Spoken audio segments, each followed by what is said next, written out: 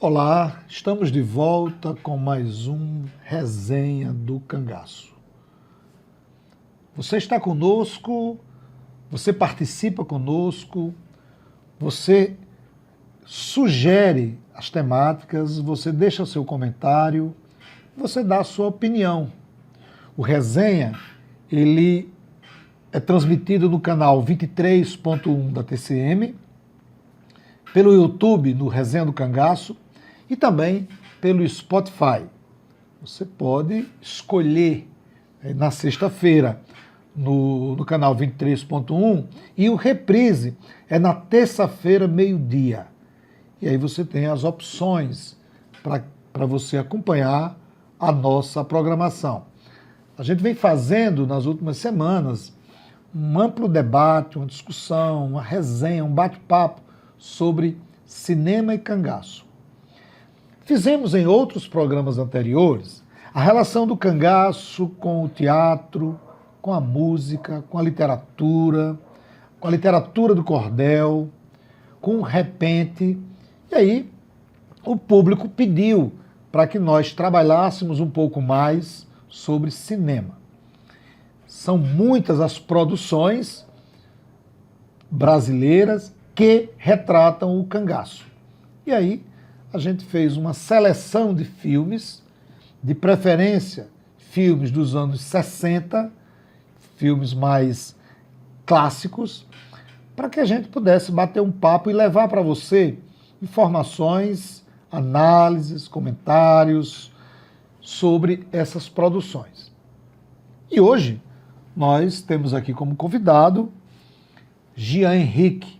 Jean, nosso aluno, está em fase de conclusão do curso de História, é quase um professor, né? Mas já leciona, já trabalha, já desenvolve pesquisas e já tem uma boa experiência no campo da pesquisa e do ensino. Jean, seja bem-vindo, amigo. Muito obrigado, Lemuel. Eu quem agradeço, né, pelo convite. Agradecer também a toda a equipe e ao senhor por esse convite. E fico muito feliz em a gente estar aqui para discutir tanto o cangaço, né, quanto a própria arte, que é o cinema.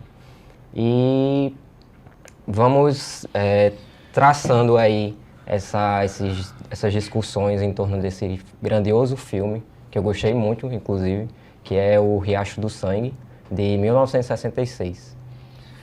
Interessante. A gente já vem, eu acredito, no sexto filme, e nós já trouxemos aqui professores da rede básica, professores do ensino superior, e cada filme que a gente assiste mais uma vez, porque esses filmes, como são filmes dos anos 60 e tiveram seu auge nos anos 60 e 70, rever esses filmes é sempre uma nova experiência, é sempre uma nova leitura. É como um livro, você lê um livro uma vez, quando vai ler um ano depois, ou 6 meses, ou 10 anos, hein? Então é uma outra leitura, uma outra experiência. É o que a gente, pelo menos o que eu entendi na faculdade, né? O que a gente aprende na faculdade, que é a questão da fruição, que é quando a gente se depara com alguma experiência artística, né? Para a gente entender aquela expressão artística, a gente deve ter uma certa bagagem. Por isso, em alguns períodos da história, por exemplo, muita gente não gostava de tal arte, mas ao longo dos anos, né, ao longo do tempo, ela acabou se tornando uma arte renomada. Então, é questão também da bagagem, né, bagagem que a gente chama bagagem teórica, ou um próprio conhecimento sobre aquilo que o artista queria passar e outras coisas mais específicas da própria arte, né? É verdade, é verdade. E essa relação da arte com a história, ela é uma coisa fantástica, Fantástica. Né? Você vai para a literatura, ou você vai para o teatro, um exemplo de Chuva de Balas, né? O espetáculo Chuva de Balas aqui em Mossoró é uma referência. E quantos novos atores e atrizes despontam quando você investe no teatro, quando você investe na cultura como geral. Sim. Porque o investimento na cultura é um investimento que tem retorno. E não é só o retorno financeiro, é o retorno da formação da pessoa, do cidadão, da cidadã, o despertar do sentimento crítico sobre a história, sobre os fatos, sobre a sociedade em si. Então, é por isso que é importante a gente ter sempre uma sociedade com a sua cultura desenvolvida e sempre as pessoas mostrando a sua arte, né? E o cinema é uma arte que a gente sempre fica maravilhado. O Brasil ganhando prêmios e mais prêmios, né?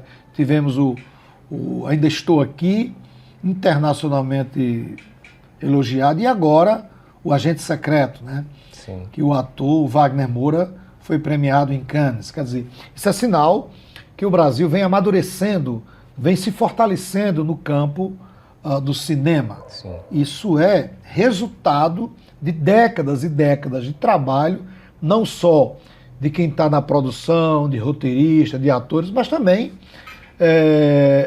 um trabalho político. Com certeza. Trabalho político que enxerga na cultura, na arte, um desenvolvimento para a sociedade. O desenvolvimento abrir de portas. é um abrir de portas, exatamente. Assim. Afinal de contas, desenvolver um país não é só no aspecto econômico. Exato. Como diz a música interpretada pelo Titãs, a gente não quer só comer, né? Sim. A gente quer arte. Inclusive, até falando sobre essa questão das cidades, né, investirem, eu lembro muito do Paulo Freire, quando ele vai falar que as cidades, elas são educativas e, ao mesmo tempo, a gente forma essa cidade ao mesmo tempo que ela nos forma, certo? Então, o que são essas cidades educativas, se não uma cidade que alimenta a sua cultura, né? E é o que ele vai falar. O povo, né? O povo, ele tem fome da cabeça, que é também até uma expressão que se utilizava muito na cidade de Angicos, quando ele fez as experiências dele por lá. Então, a cultura, que é outra frase que ele vai utilizar, dá esse sentido de boniteza da vida, dá esse ar de sonhar, dá a possibilidade, que é o abrir de portas, da gente sonhar, da gente transformar, de certa forma, a nossa realidade, né? É verdade. Então, é dessa forma que eu vejo também a arte. É verdade. E qualquer expressão artística, ela é gloriosa. Com certeza. Qualquer expressão artística, ela é gloriosa. Nós recebemos aqui, no primeiro programa da série do cinema, foi a atriz Tony Silva. A quem eu mando um abraço, Tony, mais uma vez obrigado por ter vindo aqui a brilhantar o nosso programa no filme Lua Cambará, que é do cineasta cearense, o Rosenberg Cariri. Uhum. E tanto a atuação de Tony como o roteiro, a produção do filme, fantástica.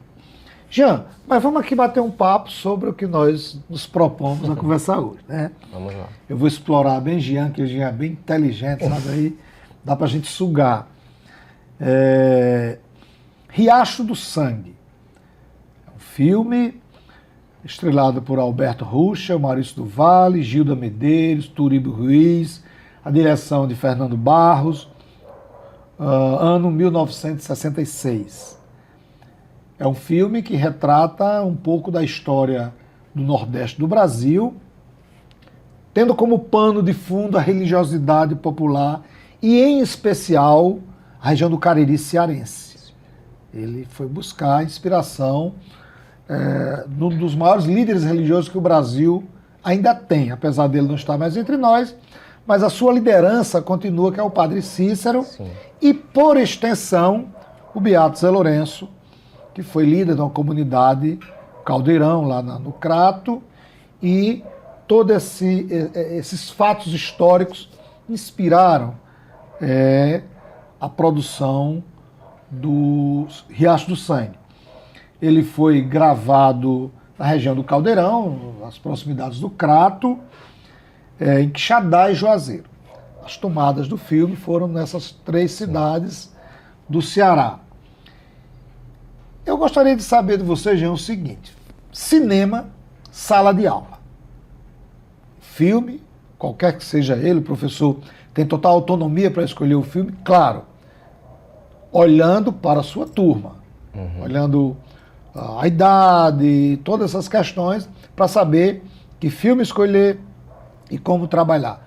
Como é que você vê e qual a preocupação que você acha que o professor deve ter na hora da escolha do filme, como trabalhar?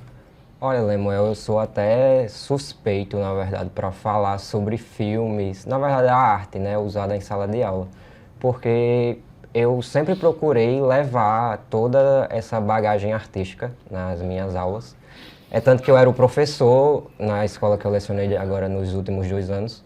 Eu era o professor que andava para cima e para baixo com a televisão. Ou a televisão ou algum tipo de mídia, né, para a gente trabalhar, uma caixinha de som. E eu gostava muito de trabalhar tanto a questão do audiovisual quanto a música em si, né? Essa temática a gente acaba trabalhando ela bem mais no 9º ano, a temática do cangaço, das questões territoriais do campo, né?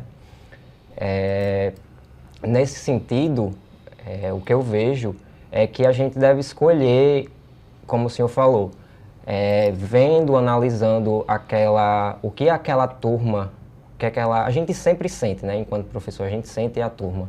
Então a gente deve notar isso primeiramente e depois se defrontar com com o nosso próprio conhecimento, né? E a partir disso escolher esse filme. Como exemplos, eu trouxe para eles, para os meus ex-alunos, filmes, mangás, no sentido da literatura, né? E o próprio também anime, que a gente trabalhou a questão das civilizações aqui das Américas, as pré-colombianas, que tem um anime que trabalhava essa questão, né? E eu notei que é uma forma, né, vamos dizer assim, um ponto fora da curva, que acaba atraindo, de maneira, assim, de aspectos gerais, os alunos, de maneira diferente da aula tradicional, né, que a gente tem aquele transpasse do conteúdo, tendo a participação do aluno, claro, mas que não fica meio que naquele campo do transpasse do conteúdo em si. E é isso que eu vejo, o filme, a música, né? Eu trabalhei bastante a música, aquela Revolta do Olodum, que justamente vai falar a questão do cangaceiro, do Beato, de todos esses personagens que a gente vai dissecá-los, vamos dizer assim, abri-los aqui mais lá para frente, mas que faziam parte desse contexto histórico do Brasil, né? É verdade. São dois personagens que estão sempre presentes na nossa história. O jagunço e, no caso do Nordeste do Brasil, o cangaceiro.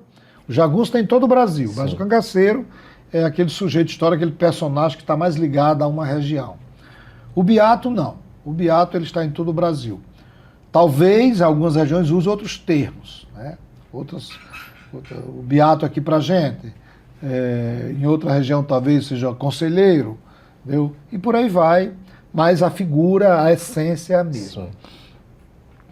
Jean, vamos bater um papo sobre o filme, né? Eu queria primeiro que você nos situasse aí o contexto da produção de Riacho do Sangue. Então, a gente tem que levar em consideração que esses filmes eles são produzidos no período ditatorial do Brasil, certo? Na ditadura militar. Com isso, a gente trabalha filmes que estão envoltos, vamos dizer assim, envoltos de medo da censura. Esse filme, inclusive, ele foi censurado 2 vezes. Ele foi liberado, tanto o pôster quanto o próprio filme para maiores de 18 anos e logo ele teve algumas censuras, alguns cortes de cena que acabou reduzindo a sua faixa etária para 14 anos. Nesse sentido, a gente também tem um filme que vai trabalhar de maneira velada aspectos do próprio contexto, certo? No ano de 2023, se eu não me engano, eu trabalhei na faculdade, que foi para uma disciplina de História da Américas 2, justamente esses filmes produzidos totalmente durante o período da ditadura militar. E nesse meio, eu notei que o que mais era comercializado, né, porque como eu falei, o filme, ele é um produto. Então, se ele é um produto, ele tem alguns aspectos daquela própria realidade em que ele foi produzido, certo? Naquele contexto histórico que ele foi produzido. E ele, enquanto esse produto, ele vai expressar essas ideias dos seus produtores ou aquelas vivências daquele tempo, né? Daquele contexto. Então, a gente tem que levar em consideração as questões de disputas de terra que ocorreram durante a ditadura militar. A gente tem o Estatuto de Terras, que, se eu não me engano, foi colocado no primeiro governo militar de Castelo Branco, e ele acaba resultando de várias outras disputas em diversos territórios do país, certo? Então, com isso, a gente tem um fomento justamente nesse sentido das próprias disputas. E a gente vai ver isso no Nordeste, a gente vai ver isso no Sudeste. E o cinema em si, o cinema da ditadura, ele se voltou para essa questão da, vamos dizer assim, provinciano, já que os cinemas eles eram, sobretudo, São Paulo, Rio, os eixos, né? Então ele se voltava ali para aquela questão rural dessas zonas, mas que a partir dos anos 60, essas produtoras, elas começam a se voltar para o Nordeste, justamente centrado nessas duas figuras que a gente falou. Eu vou colocar três, na verdade, que é o camponês, o beato ou o religioso, né? E o cangaceiro. E o camponês, ele vai também entrar como a figura do coronel, porque a gente vai discutir mais lá para frente a questão muito dessa dualidade que essas figuras, né? Todas as figuras, os elementos do filme, eles vão ter essa dualidade, que a gente vai discutir um pouco mais lá na frente. Você falou em questão do campo, e eu queria já para a primeira cena. A primeira cena, onde é uma boiada. Isso. Que vai e ela chega numa cerca, que é uma outra propriedade, e ocorre essa ação violenta. Eu queria que você comentasse essa cena aí. Sim. Bom, como a gente pode ver, eles acabam adentrando dentro de uma propriedade de camponeses, certo? Mas o que é dito dentro do discurso, né? Porque a gente vai trabalhar bastante essa questão de 3 discursos que são colocados dentro desse filme, que são os discursos de disputas pela terra, a própria violência, né? E a fé cristã. Então, e é outra coisa que se relaciona até mesmo com o contexto, o nosso próprio contexto, né? Que a gente fala a questão do boi, da bala e da Bíblia, né? Que a gente tem até uma bancada nesse sentido no Congresso. Então, essas questões que são atuais, podemos dizer assim, essas questões de disputas de terra, elas acabam sendo expressadas no filme, né? A gente percebe aí que o coronel, ele vai, na verdade, o irmão dele vai dizer que o boi ele tem que passar, né? Nesse sentido aí, nesse contexto, o que era o boi? O que era a figura do boi? Senão o sentido de progresso, né? O boi, nesse sentido aí, ele representava o progresso. Então, que passe o boi, né? Que passe o progresso. Se a gente fosse voltar para a questão urbana, o que era o progresso na urbanização, né? Se não o carro, né? Que passe o carro, que se crie as ruas, entendeu? Então, o progresso é como se fosse exatamente isso. O boi, essas representações, elas acabaram sendo colocadas no filme, né? Nesse sentido, basicamente. Interessante essa relação que você faz entre o boi tem que passar e o que é tradicional, o que é atrasado tem que ser substituído. E aí, como o filme foi produzido durante a ditadura militar, você tem lá um discurso muito claro dele, a partir do que tem na bandeira do Brasil, ordem e progresso. Isso. Então, o progresso acima de tudo, sob a força da ordem imposta por um regime, por um sistema. E você tem uma outra cena aí que eu achei muito bacana. Você falou de 3 sujeitos históricos. O sertanejo, o camponês, o cangaceiro e o coronel, né? E aí a cena da religiosidade popular, o boi santo. Para quem não conhece a história, o padre Cícero recebeu do industrial Delmiro Gouveia um boi zebu. E esse boi foi para o Zé Lourenço cuidar dele. Entendeu? E criou-se um discurso, porque não existe, né, uma comprovação de que esse boi passou a ser endeusado pelas pessoas. Esse endeusamento do boi, há um fundo de verdade e algo contraditório. Onde é que está o fundo de verdade? Pelo fato do boi ser do Padre Cícero, todos que moravam na comunidade tinham um carinho especial pelo boi. Não era santificar o boi. Sim. É um animal do Padre Cícero que as pessoas que viviam na comunidade cuidavam dele. Quanto aos milagres, quem é sertanejo sabe que determinadas curas as pessoas acreditavam que até urina ou fezes de animal podia sarar uma ferida. Entendeu? Isso A aí. gente que foi para Canudos entende muito bem disso. Exatamente. Quando eu fiquei assim meio que impactado quando na palestra, inclusive foi naquela palestra na universidade, que disseram que dissecavam as fezes do cachorro até ela ficar naquela cor esbranquiçada, Isso. né? Batida e feito um chá. Eu disse, não acredito. Pois é. Então tem muito dessas questões no imaginário, No imaginário do boi santinho. Isso. Quer dizer, então não é um absurdo você acreditar que a urina do boi ou qualquer outro animal, assim como as fezes, guardada a devida proporção, e como essa fezes é tratada, afinal de contas, a fezes é adubo. Sim. Se a fezes é adubo e serve para semear, pode, eu tenho um desconhecimento científico sobre isso, eu estou falando de crença popular. Então essa história do boi santo, ela é interessante. E como é que você vê essa questão da crença aí do boi? Lemuel, na verdade, que é uma questão que eu sempre sinto falta quando a gente trabalha o cangaço, que é quem é o povo sertanejo, se não remanescentes de pessoas indígenas, certo?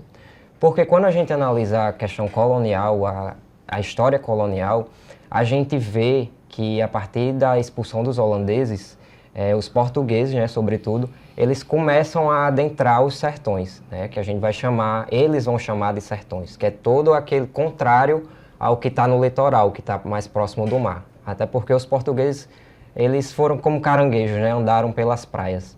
Então, a partir disso, o que eu vejo é que essas crenças, inclusive tomando como aquela questão, eu acho que foi o vídeo anterior que o senhor perguntou sobre a questão dos corpos fechados dos cangaceiros, eu vejo também muito dessa questão dos corpos fechados como uma herança desses povos originários, né, dos povos indígenas, porque historicamente a gente tinha eles como... aliás, eles viam o negro africano escravizado como um inimigo, vice-versa, na verdade, né? Então, esse aparato, a gente tem que, inclusive no filme, tem uma cena que eu acho muito interessante, que é quando Rita, ela tá se alimentando, aí... Fica de cócora. Ela fica de coca, que é justamente uma posição indígena. Indígena, exatamente. E Ponciano, ele vai ficar de joelhos em frente a ela. Então, o que é que para mim essa imagem representou? Justamente essa assimilação que os povos originários, eles enfrentaram ao longo desses processos históricos que o nosso país teve, né? E com isso, essa cena, ela representa a assimilação, a junção das duas, né? Das duas culturas, vamos dizer assim. E nisso, essas duas culturas mais juntas, tanto a cultura indígena, que é sertaneja, quanto a cultura cristã, ela vai se voltar contra a cultura africana. Então é por isso que a gente vai começar a ter aquela formação do corpo fechado, né? É o corpo fechado para aquilo que é o inimigo. então para aquilo que é o mal, certo? E é justamente essa dualidade que eu queria tratar também desse filme, porque ele, assim como vários outros filmes desse período, ele vai tratar dessa dualidade, o que é o bem e o que é o mal, né?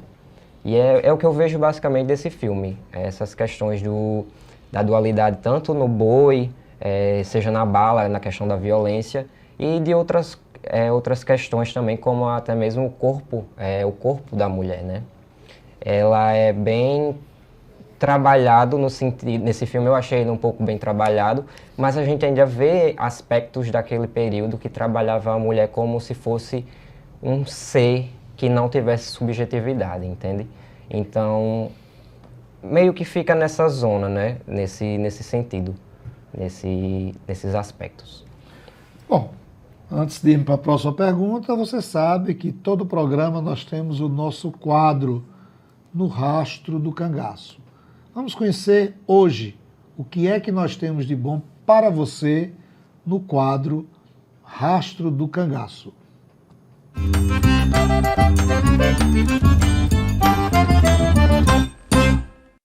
O meu nome é Zinho Flor, eu estou aqui em Nazaré do Pico, Pernambuco, para contar para vocês a história da Pedra de João Flor.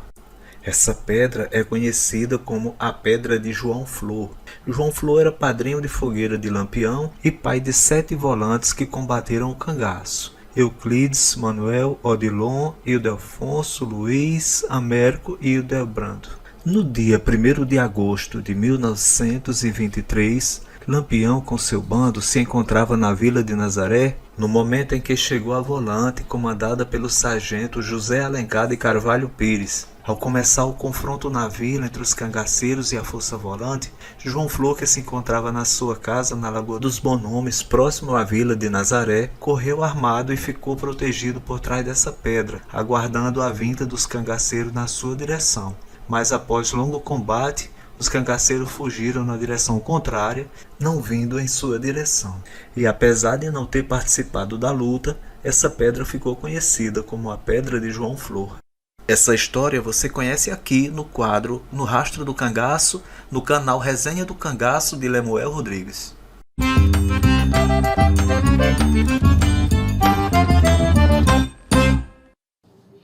Mais uma vez, obrigado ao meu amigozinho lá de Nazaré do Pico, que nos enviou esse curta-metragem aí sobre a região de Nazaré do Pico, em Pernambuco. Jean,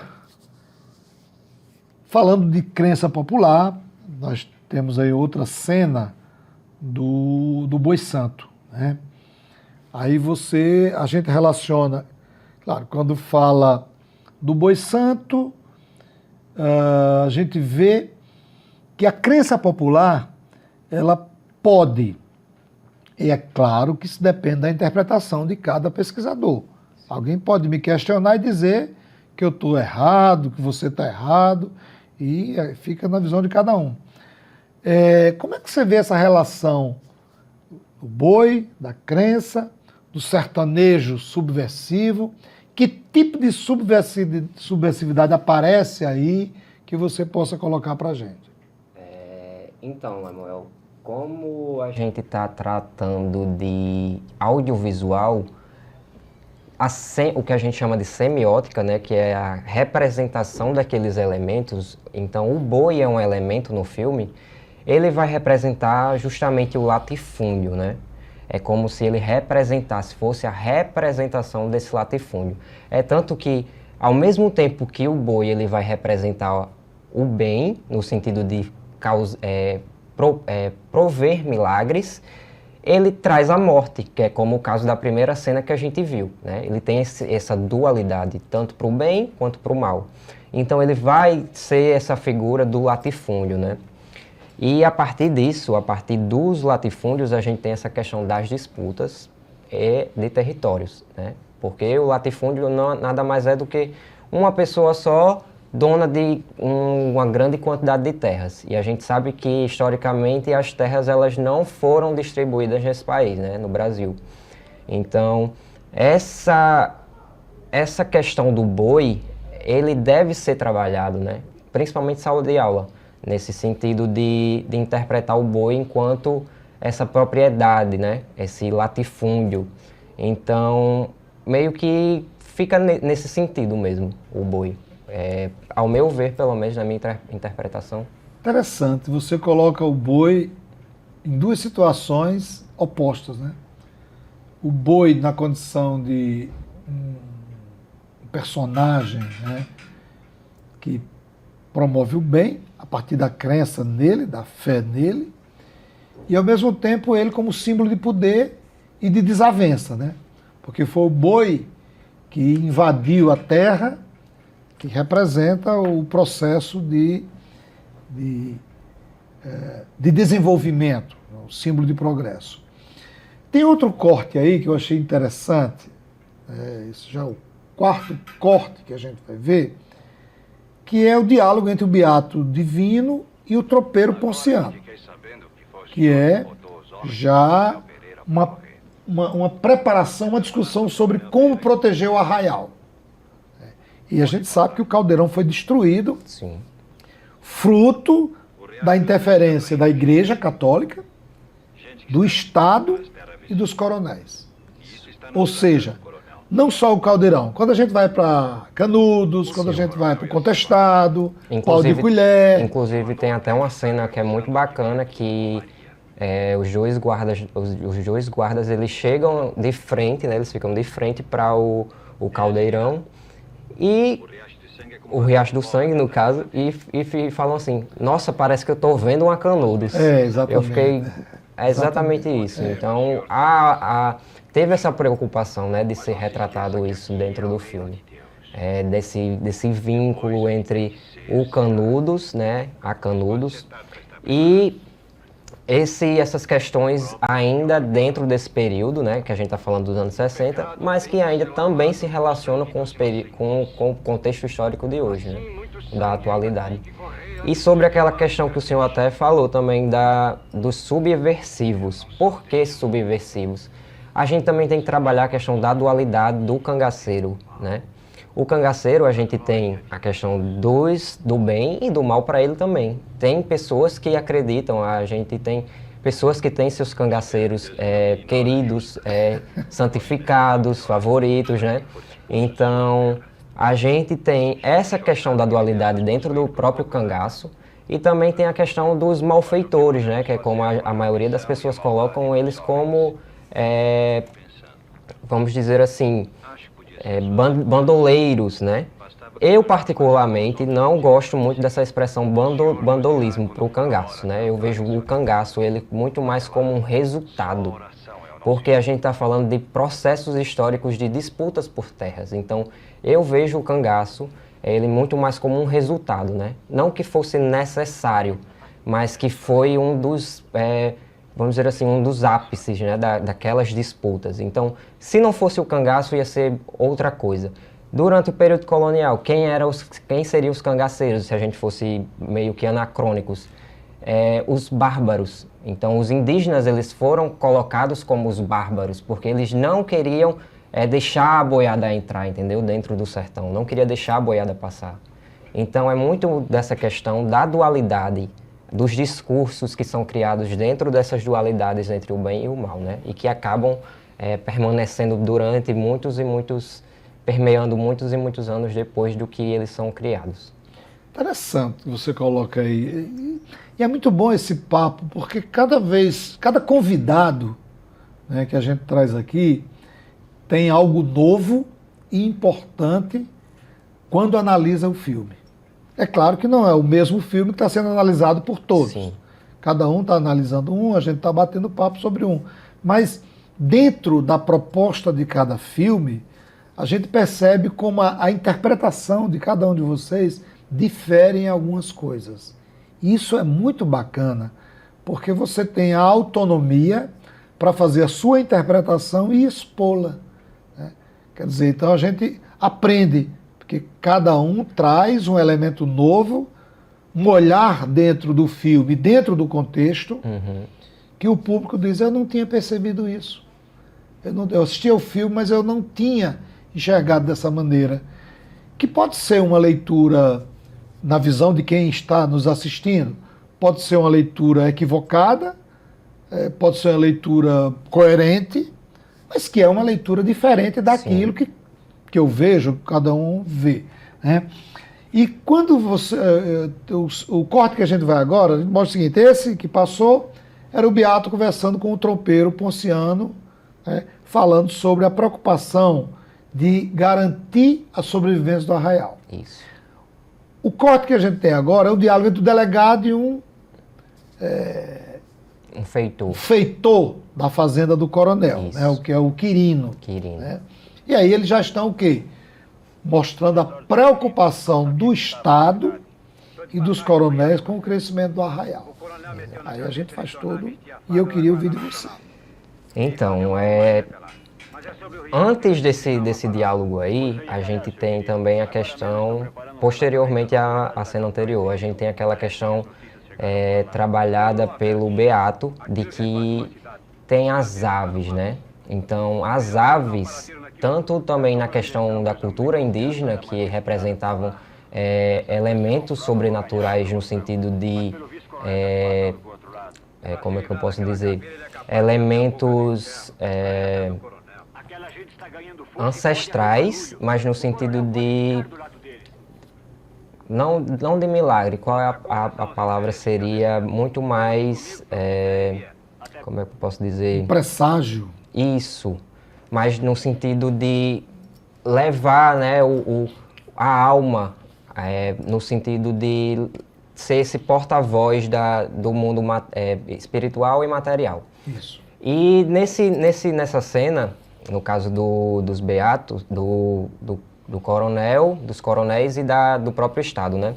A gente também tem a questão da violência explícita, que é quando eles vão falar que está vindo as tropas do governo para combater a cidade em si, né, o Riacho do Sangue. Então, o que eu vejo é justamente no sentido dessa subversão, né? O que é essa subversão no contexto histórico do filme? A gente está trabalhando a ditadura militar, então o que seria a representação desse Riacho do Sangue, se não as guerrilhas, né? Os pontos de guerrilhas, se a gente fosse analisar a partir do contexto do próprio filme. Então, seria essas formas de resistência, essas formas de se contrapor a um status quo, né, que a gente chama, uma sociedade que já está delimitada e moldada de tal forma que não quer que suas estruturas sejam modificadas, né? A gente está falando também de uma sociedade que é liberal, uma sociedade que tomou para si esse discurso liberal para se estruturar, sobretudo durante o período da ditadura militar. E é dentro do corpo da mulher, inclusive, o corpo, enquanto retratação da mulher no filme, que a gente vai ter justamente essa questão da violência, né, da fé, da disputa pela terra. Por quê? Porque no campo da representação é como se o corpo da mulher fosse o corpo da terra, né? Então, quando a gente vê aquelas cenas que a mulher ela não tem a decisão de saber quem vai casar, quando a gente vê Rita vestida praticamente de vestimentas masculinas, quando a gente vê aquela questão do divórcio que ocorre dentro do filme, inclusive é uma questão que estava sendo trabalhada dentro do período da ditadura, né? E que após esse divórcio, a mulher ela vai ser a única a ser violentada, né? Para se tornar uma beata. Então, todos esses aspectos, seja religioso, seja cultural, social, eles vão se entrelaçando, né? Dentro dessas questões. Interessante. E é mesmo, quando você vê o filme, você observa um papel importantíssimo da mulher. Não só do aspecto comportamental, como também o corpo. Isso. O corpo da mulher. O corpo da mulher no filme, ele fala muito. Tanto de Branca, a filha do coronel, né, que também ela bate de frente com o poder quando ela não quer casar com o Quirino, né? Eu acho interessante o que ela fala, porque ela diz que você não vai ter as terras que são do meu pai. Então você percebe justamente esse entrelaçamento das famílias, né? perpetuar essa questão do latifúndio em si, né? Exatamente. Então são perpetuações a partir de laços sociais. E uma comprovação da submissão da mulher à época é que o Quirino ele já tinha conversado com todos, com o pai, o irmão, todo mundo. O último era ela, que era a pessoa com quem ele deveria ter conversado primeiro. Né? Exato. Numa relação, vamos dizer assim, normal, o processo devia ter sido o inverso. Né? Exato. E ela barra, então já mostra quem é. A outra personagem é a Rita, né? Isso. Que também demonstra a autonomia quando ela se deita com o Ponciano e diz para o cangaceiro Antônio Menino, né? Bom, você não tem nada a ver, porque em mim quem manda sou eu. Exato. Os meus pecados eu respondo por ele, né?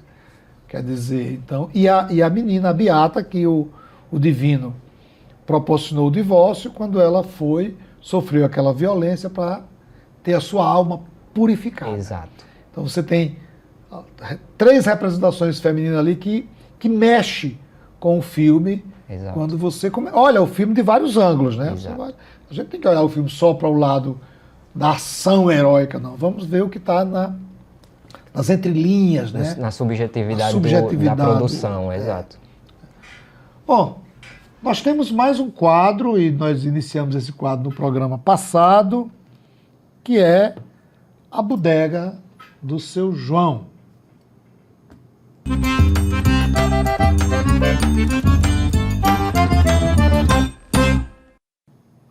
Olha só que nós trouxemos para vocês hoje aqui.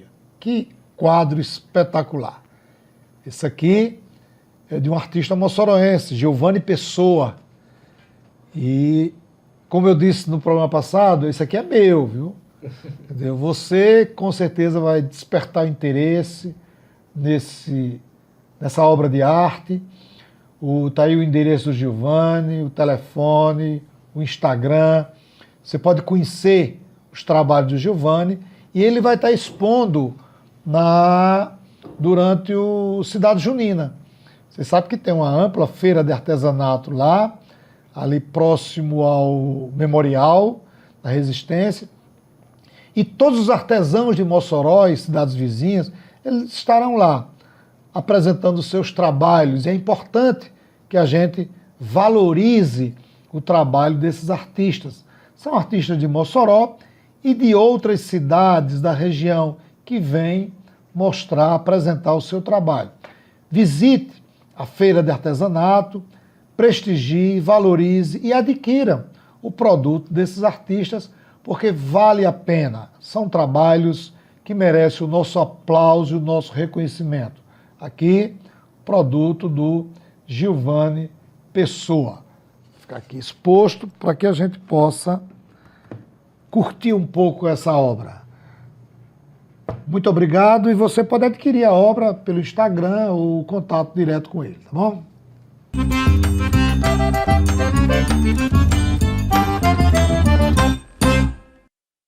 Jean, nós estamos partindo para o final do nosso papo, mas ainda tem algumas questões que eu quero levantar para você aí.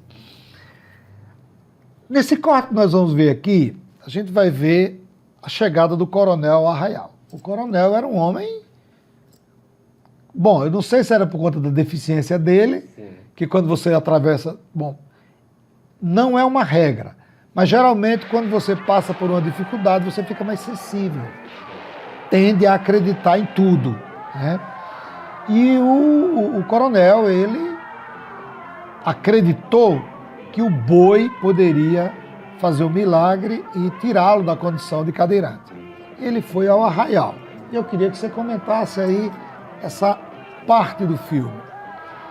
Então, essa parte do filme, na verdade, ela é muito mais uma representação uma tentativa de representação da realidade histórica, né?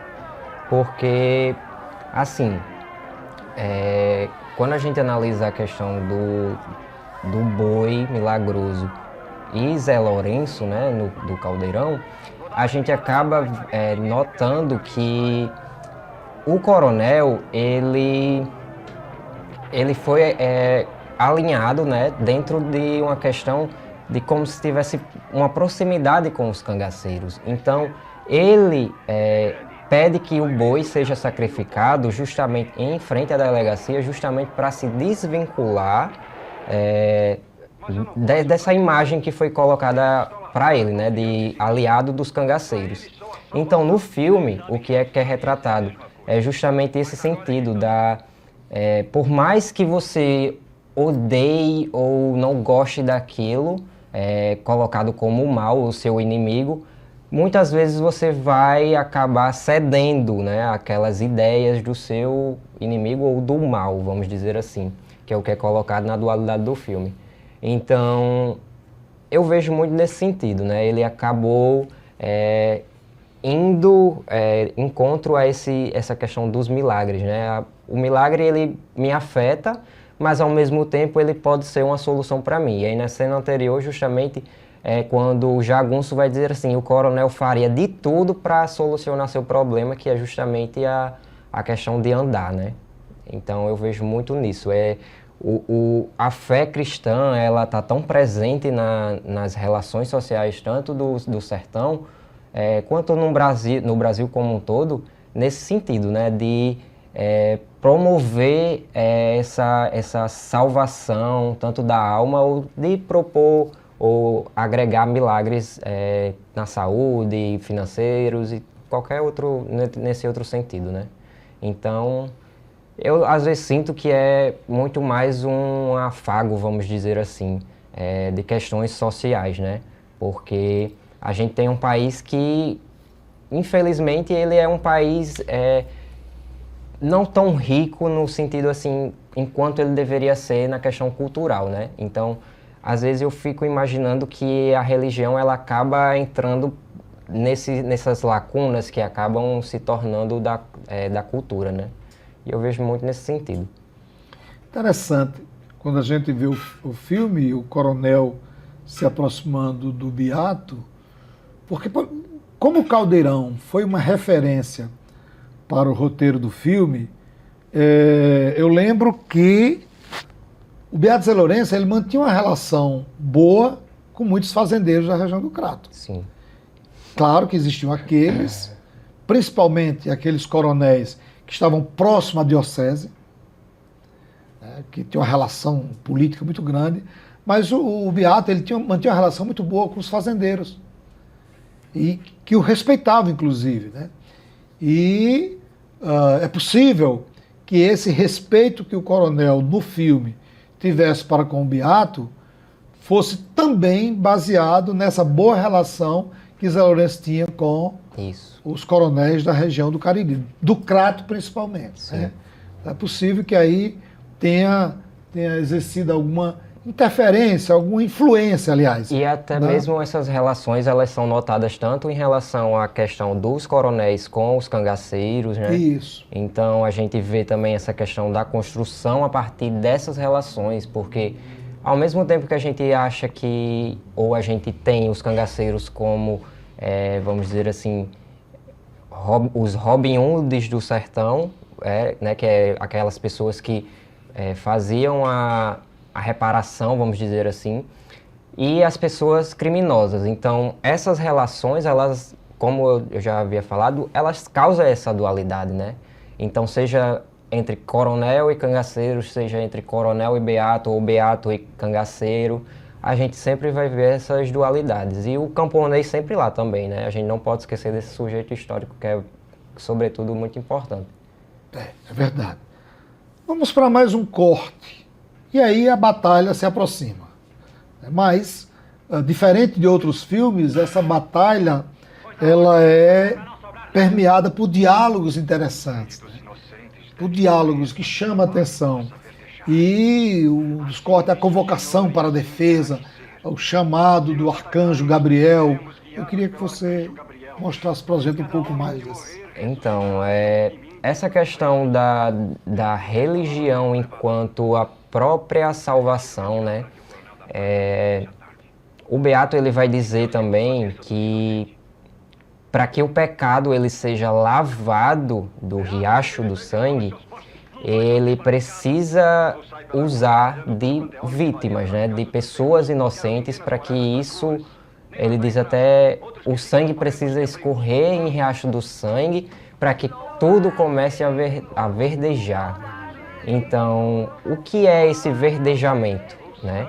A gente deve sempre se perguntar também essas questões, tanto da semiótica que o filme quer mostrar para a gente, quanto dos discursos, né? Então, é muito também dessa questão do progresso. A troco de que a gente vai ter um progresso, né? A troco de que? Aí eu fico imaginando e pensando justamente nesse sentido. O progresso, muitas vezes, ele deixou a classe trabalhadora, né? Que a gente tem aí a classe camponesa, que nesse sentido seria essa representação, porque a trabalhadora é como se ela fosse mais urbana, né? Mas que a camponesa, ela é a classe trabalhadora desse cenário, vamos dizer assim. Então, o progresso, ele muitas vezes deixou a classe trabalhadora de lado, certo? Por exemplo, eu estudo a questão do Porto Ilha, que foi construído justamente nesse período da ditadura. Então, cadê o que foi feito para que os desempregos que foram causados com a sua construção fossem, vamos dizer assim, aparados, entendeu? O que foi feito para que os trabalhadores que sofreram com essas mecanizações, tanto das salinas quanto propriamente dos campos desse período, né, da ditadura. Esse filme, ele quer retratar também justamente essas questões, essas tensões do contexto. Então, é o que eu vejo muito desse sentido, né, da religião também entrando dentro desse cenário, vamos dizer assim, que foi uma forma cruel que foi a ditadura militar dentro desse país, né? Que eu, pelo menos assim, tenho como uma questão cruel que foi um episódio da nossa história. É verdade, e quando você pega um filme como Riacho do Sangue e analisa o seu contexto e observa cenas, personagens e diálogos, tudo isso é uma inspiração. Quando a gente produz algo, a gente produz sob influência de algo, entendeu? E a ditadura militar, assim como qualquer outro momento da história, ela exerce influência sobre nós. Isso. O que nós vamos fazer para que no futuro seja entendido, compreendido aquilo que está acontecendo, aí é outra coisa. Eu posso fazer uma obra literária, eu posso fazer um roteiro de filme, eu posso fazer uma peça de teatro, eu posso fazer uma novela, eu posso fazer uma música. Então aí depende da criatividade e, óbvio, da competência de cada um para produzir algo. E eu quero lembrar você que nos acompanha, nós estamos no canal 23.1 da TCM, no YouTube, no Resenha do Cangaço e também no Spotify. Você pode nos acompanhar, você pode contribuir com o nosso programa, está aqui o nosso QR Code, o nosso Pix. Você pode dar a sua contribuição no valor que você quiser. Esse recurso é para ajudar no envio das obras que a gente apresenta aqui, que a gente coloca em sorteio e também os que são vendidos aqui. Jean, nós estamos chegando no final, amigo, e eu gostaria de agradecer a sua presença aqui no nosso programa e o que mais você quer falar do filme, amigo?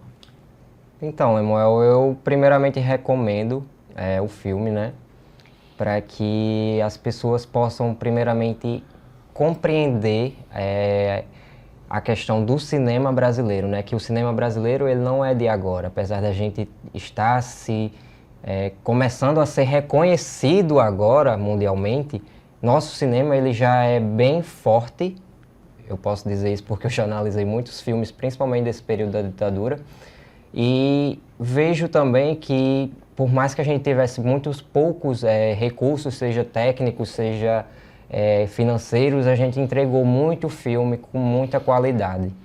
Então que também os estudos acadêmicos eles se voltem para esse cinema, porque é um cinema que ele acabou sendo marginalizado, podemos dizer assim, entende?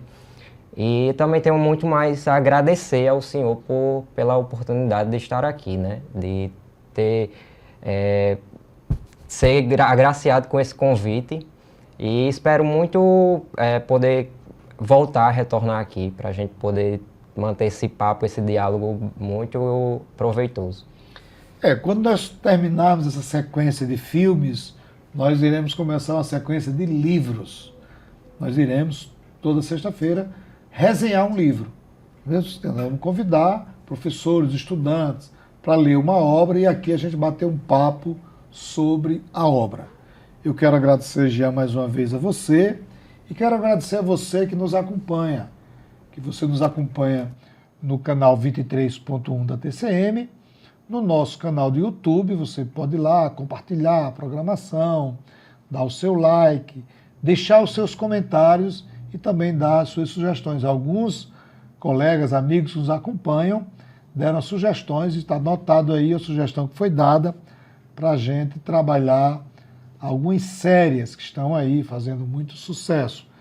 Eu quero agradecer mais uma vez e desejar a todos e a todas um bom final de semana e vem aí o Fórum do Cangaço, vai ocorrer lá no Colégio Mater Christi, será nos dias 10 no dia em Marcelino Vieira, 11 em Apudi, 12, 13 em Mossoró e 14 em Felipe Guerra e Governador de Sé.